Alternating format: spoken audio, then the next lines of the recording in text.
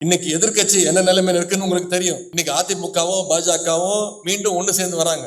உங்க mind voice மட்டும் இல்ல, ஒட்டுமொத்த தமிழ்நாடு மைண்ட் வாய்ஸும் நம்ம அத்தனை பேருக்கும் தெரியும். என்னன்னா இன்னைக்கு அதிமுகவுல அத்தனை அணிகள் இருக்கு.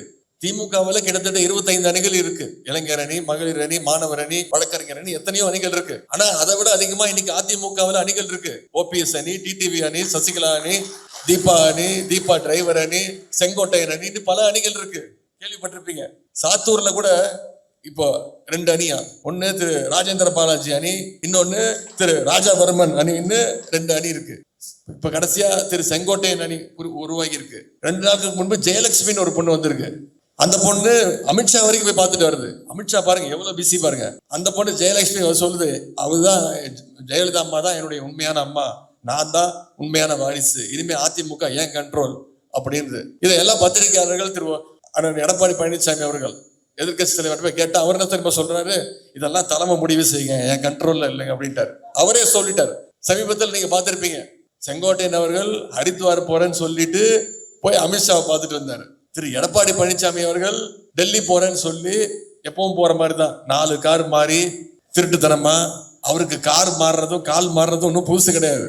வெளில வரும்போது மாட்டிக்கிட்டாரு பிரஸ்ல. அது தெரியக்கூடாதுன்னு கர்ச்சிஃபால மூஞ்ச மூடிட்டு வந்துட்டாரு. உள்துறை அமைச்சரை தானே பார்க்க போனீங்க, வேற யாரையும் பார்க்க போனீங்களா?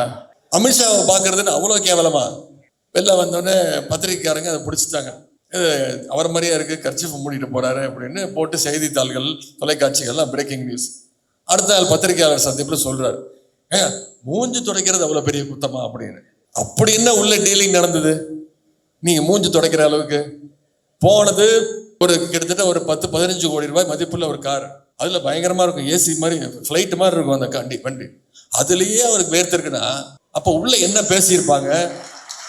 இந்த வைகை புயல் வடிவேல் ஒரு படத்துல சொல்லுவாரு, அந்த பேக்கரி டீலிங் கிட்டத்தட்ட அதுதான் நடந்திருக்கு. எடப்பாடி பழனிசாமி சொன்னாலும் சொல்லுவாரு, அந்த டீலிங் எனக்கு ரொம்ப பிடிச்சிருந்துச்சு அப்படின்னு சொன்னாலும் சொல்லுவார்.